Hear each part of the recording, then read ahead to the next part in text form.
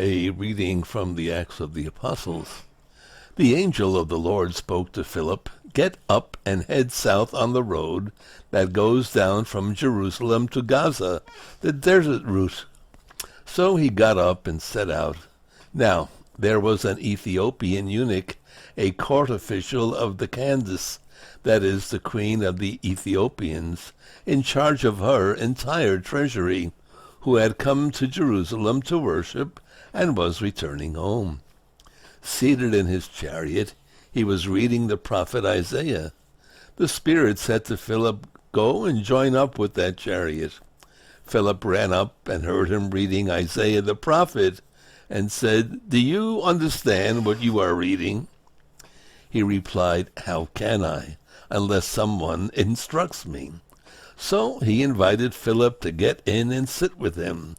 This was the scripture passage he was reading. Like a sheep he was led to the slaughter, and as a lamb before its shearer is silent, so he opened not his mouth. In his humiliation justice was denied him. Who will tell of his posterity? For his life is taken from the earth. Then the eunuch said to Philip in reply, "I beg you, about whom is the prophet saying this? About himself or about someone else?" Then Philip opened his mouth, and beginning with this scripture passage, he proclaimed Jesus to him. As they traveled along the road, they came to some water, and the eunuch said, "Look, there is water.